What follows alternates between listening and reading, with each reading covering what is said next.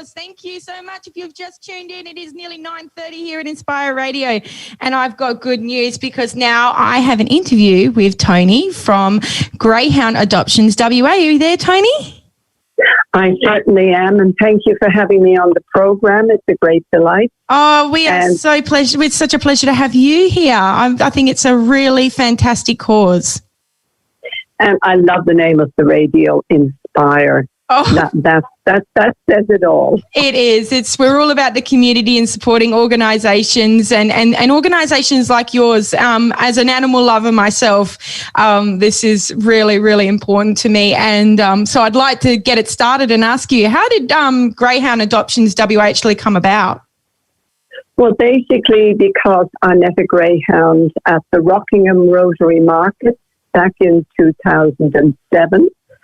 There was a staff member from one of the local vet practices in Mandurah was there trying to divert some of the dogs from being put down because it was routine in those days, and up until a few years ago, the dogs could be put down due to lack of performance on the track.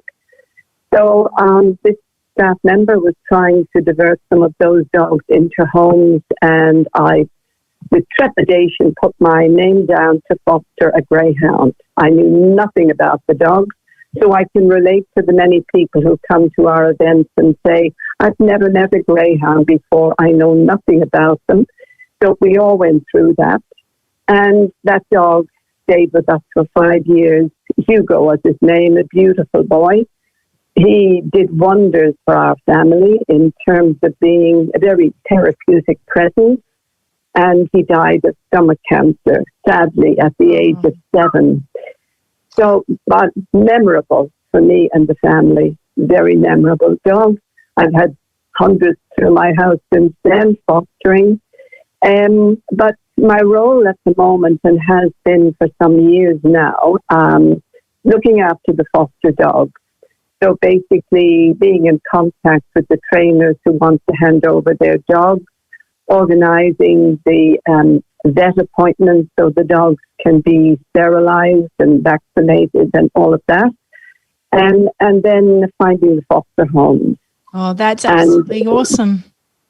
So we have a huge team. I know I'm deviating from the questions you sent me, but we have the most magnificent team of people who work with Greyhound Adoptions. We have events coordinators, Facebook people, all our wonderful foster carers. I could go on and on about the magic team that we have that do not know the word no. They put their hands up for everything that's asked. They're highly motivated. And I think it's a really good thing that you're talking about communities and building communities.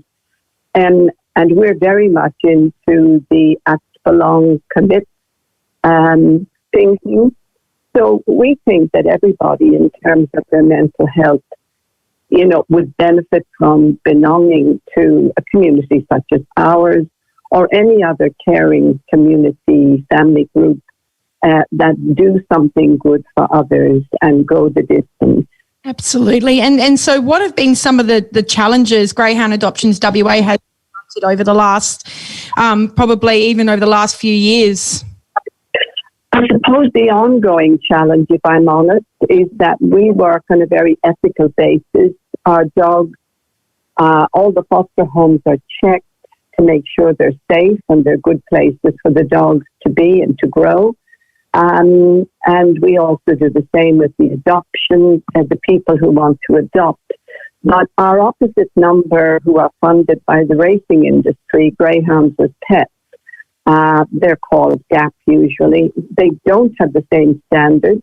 We have spoken to them at meetings about trying to standardize, the actual rules and values to do with rehoming greyhounds, but we haven't really got through because dogs are handed over in kennels and homes are never checked. And to me, that's a recipe for disaster. It also means for us that we take in quite a few of the dogs that don't work out in adoptions done by GAP, and I'm afraid they won't take them back. So we've taken in any number of dogs, even just this week and last week, dogs that they said they didn't have room for. So where were those dogs to go? All the main deaths ring off. It's dog turns up with an injury. So some of those most memorable success stories, tell me about the ones that you're like, wow, we've really, really helped someone. We've helped this dog. Maybe there's a dog that has obviously been very skittish, or that it didn't look like it had the possibility of getting a home. We don't say no to any dog. Every dog that needs to be somewhere, needs to be in a home, we take in, whether it's from a pound, a greyhound cross in a pound, or a greyhound in a pound, or greyhounds that are picked up by rangers that no one claims. We're the first ones to ring and say, we'll take that dog if it needs a home. A memorable thing, one of the big things for the last few years, was the fact that we collaborated with international rescue organizations, Grey 2K International, the Italian group Pet Levrieri, and also with the rescue organization on the ground in Macau, where the Canadrome closed a couple of years ago after thousands of dogs meeting their deaths in that particular track. Many thousands, 18 to 20,000 Australian dogs were sent there over the last 40, 50 years. And there's no rehoming, there's just death on the track, or there is death at the dog meat trade. So I can't even imagine. That's horrific enough to even comprehend something like that. It is. It was a huge undertaking, but we had volunteers who went over to help. And because the cages were so cramped, they'd have to sit down to actually give the dogs some affection. We had 5 dogs. Only 19 dogs made it back to Australia. 5 of them came to us. The others went back east. And because the group on the ground there, Anima, they wanted to make sure that these dogs would never get back into the racing industry again, that they would go to legitimate rescue and rehoming organizations. And that was a huge thing for us. And there was some press coverage, which doesn't happen too often, about the 5 dogs, Albie, Ivy, Hope, Faith, and Grace. Most of them were renamed except for Albie. He took his name from the Albano who heads up the rescue organization over there. Wow. I mean, our everyday work, I think, is a celebration of how far people can go in doing what is right and what is ethical for these dogs. We approach our foster role with that in mind. We approach adoptions in the same way. Our dogs, when they're adopted, it's made very clear that we keep them in mind for the rest of their lives. We maintain that interest in these dogs for the rest of their lives. We're very privileged that we have attracted people to our team who are experts in diet, behavior. We have a Bowen therapist, and just recently I've had an offer from a pet physio to come on board and help with the dogs that actually have injuries. Yep. This is interesting though, because you've talked about what's happening in obviously other countries, and I think being over here, we can't fathom something like that. I don't know. I mean, we're looking at a cultural difference as well, but to fathom that these things are happening over here, and not just to greyhounds, but to dogs in general, it is really quite traumatic. And I know in certain countries, and they don't need to be mentioned, but all animals, some animals are always sort of fair game. It's quite horrible. But to know that we've got like an organisation such as yours over here that is helping these animals. I mean, the racing industry itself is such a topic that it's so hard to, I think, talk about, because you're talking about people's livelihoods, but you're also talking about animal welfare. And where do you find that balance? And I think you guys are learning to find that balance, because you're coming in and you're saying, okay, let's help these dogs now. They've done their racing. Let's give them a home. Let's give them a family now.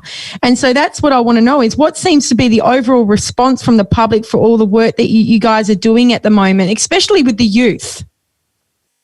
I think public response is very great, metro-wide and even around the state. We are the top adoption agency for greyhounds. In terms of our intake, we were taking in 6 a week until not so long ago, and sometimes that still happens. We're probably the biggest legitimate greyhound rescue and rehoming organisation in the country. And that, to me, is a great privilege for all of us who are members of Greyhound Adoptions. Can I just say one other thing about our other memorable happenings? And one is that we are currently funding candy cane in China to buy back the dogs from the dog meat trade. Oh, fantastic. So these wonderful volunteers go into places I don't think I could go into. And they buy back greyhounds and whippets. And there are about 240 of those being kennels. And we are contributing, I think we've contributed about 20,000 to that cause over the last year. But whatever we have, we will help with. You know, if we have the wherewithal, or we will help people to fundraise. We have such a varied team of people that are multi-talented. So you have that capacity. And can I also mention our vets, Larkhill vets and Malaga vets, who do such a great job for our dogs. And the support from Pet Stop with donated food, Pet Barns, City Farmers, all of these organizations help us. They hold adoption days for us. So we get invites all over the place. Our events person, Ellen, cannot keep up with the invites from aged care facilities, schools, libraries, universities, so they do stress days. The greyhounds are everywhere. And I think that's the reason why we have a greater capacity to adopt dogs out, and the reason why we can help organizations in other states like Victoria, that we did recently, to get their dogs into forever homes. Yeah, absolutely. I was going to ask you a little bit about the 2 dogs who've recently arrived from Melbourne. Actually, there are 4. Oh, 4. Okay. Yeah. Okay. There were 4. They've all gone into foster homes. Yep. It was difficult to get a lot of information about whether they were sterilized or whether they weren't, but as it turns out, they were. These dogs were placed in an RSPCA kennel in Victoria by GAP, Victoria. I think about 24 dogs. We have taken 4 of those. We've also taken 3 others. Well, we're taking 2 next week. If anyone is thinking about fostering, we have Bob and Chester coming in next week. I have no other information on them, except that one is 4 and the other one is younger. So we're waiting for more information on them. We had 3 girls and 2 boys so far from Victoria, and they're all beautiful dogs. So Bob and Chester, hey. So if I was looking to go in, I want to help foster, or I want to adopt a greyhound, what are some of the things I need to look at? So in regards to diet, looking into like exercise, also any predisposition genetic issues or breeding health issues that a potential owner needs to be aware of? Well, they don't have what a lot of people consider a large dog like them might have, and they don't have what Labradors have, the clicky hips, for want of a better word. And they're extremely healthy. I mean, they tend to be a little bit underweight when we get them, so we do tend to fatten them up a bit because they are racing weight. I think, and also we give a handbook to anyone adopting or fostering, plus a special dietary guide from our dietitian. And for those people with cats who want to adopt, we have a special document about introducing your cat. Although we do a cat assessment for about at least a week, having a dog in a home with cats. Oh, well, there you go, Tristan. Our station manager is a cat man, so if I can convert him to being a dog man, maybe he can introduce a greyhound like Chester or Bob. Yes. I mean, they are really chilled animals. I've got my own 3 here, and I've got a pup who has neurological issues. Oh, okay, yep. My own 3 never get off their bed. They have a 20-minute walk in the morning, and then it's hard to get them in and out after that. So typical greyhounds, couch potatoes. I was going to say, do they require a lot of exercise because they are obviously runners? No? No, they don't have the stamina for long walks or long runs. I mean, they're sprinters and they're racing. So 20 minutes, half an hour, or if someone wants to have a 15-minute walk in the morning and a 15-minute walk in the afternoon, that's fine. They don't need a lot. You might find fit people would outwalk them. Really? Yes. You wouldn't have thought, that being a racing animal, you'd think that they would require a lot of exercise. No, because most of them spend, they can spend in some kennels up to 20 hours a day in the kennel. Oh. So there's not a lot to do but sleep. Well, there you go. That's something that shocked me. I really thought that they would require a lot of exercise, but they're a lazy animal. I think I can relate. Very lazy. I can relate. Lazy. I could easily lay around and sleep for 20 hours, I reckon. What is the criteria for adopting a greyhound? So if I want to come and I want to adopt a greyhound, what is some of the criteria you guys need from me? Well, we kind of advise you to come along to an event. Or you can ring up and one of our adoption coordinators will bring you back. You bring the call center or contact through Facebook. And then you'll get usually a pretty prompt response from one of our adoptions people, Janie or Ellen, depending on whether you're north or south of the river. So, basically, if you have a home that is suitable, you're welcoming of the dog, you get some understanding. They will talk to you about the needs of the greyhound, what kind of dogs they are, what kind of a home that would suit them. And if there are small children, they would talk about being careful about small children, kind of are very quick to poke eyes and things like that. Yeah. And so we look at all the issues. If you have a small dog and a dog is just straight from the track who's been trained to chase something fluffy, well, the value of foster care is that it gives these dogs a chance to settle and be in a normal life away from all that competitive stuff. Absolutely. So what is it that the community can do now to support this organisation? And have you got Facebook pages, links and things that we can get everybody to head on over and check out? Yes, we do. We have our own Facebook page, Greyhound Adoptions WA. Yep. It's a very dynamic Facebook. We have our main Facebook person, Sharon, but other people also fill in. We have foster carers and volunteers. That's a private page for them. If they have issues they want to share or advice they want to pass on to anyone. And so, those and the events. And the events are on every weekend. Some of them, like there's one this weekend that was to happen at Petstock in Baldivis, but that's actually being cancelled because of the COVID restrictions. Yep. No, I know. So we're waiting. You were also supposed to be at Grilled, weren't you? I think last weekend. Yes. And that was the same. So were we. It did, unfortunately.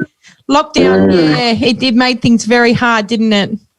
It did. Grills have been very supportive of us. They really have. And to have an adoption day at a restaurant, that's something new. Yeah, absolutely. And we were going to be down there. We were going to be down there to help promote you guys as well. So that's a shame, but hopefully we can organise something in the future where we can come catch up and obviously promote. And I know I speak for a lot of the volunteers here in Inspire Radio. A lot of us are animal lovers, and we all appreciate all the work that you guys are doing and giving these dogs a chance. It's very admirable, and I really hope that from this interview, people will head on over, like your page, and, you know, in any way support everything that what you guys are doing, and, you know, just get the word out there. Yes, that would be so appreciated. Oh. The more it spreads, the more, you know, the good news, then the more people will get involved, and it's good for people and it's good for the dogs. Absolutely. Look, I want to thank you so much for coming on the air today, Toni, and a big congratulations and a big thank you to Greyhound Adoptions WA for all your work and your success so far, and for all, like, even the fact that you said you're traveling overseas and rescuing these dogs. It's just a really nice thing to know that there are people out there and they're speaking for those who cannot speak. And like I said, from myself personally, thank you so much for all your work. Oh, thank you. Thank you for the opportunity. And it's lovely to hear you say that, speaking for those who cannot speak. Absolutely. I'm a big supporter here. And guys, if you're listening at home right now, make sure you head on over to their Facebook page, Greyhound Adoptions WA. Spread the word. Let everyone know what's going on at Greyhound Adoptions WA. Make sure you share their events. Check it all out. If you're looking to adopt a greyhound, then please get in contact with them. Or even if you're looking at fostering, I think they could use the help. Thank you so much. Thank you so much, Toni. I hope you have a wonderful day, and I'll be in touch. Thanks, Gabby. Thank you very much. Thank you. All right, guys, it's 10 to 10 here at Inspire Radio. I'm going to play some John Mellencamp for you, and I'll be back soon.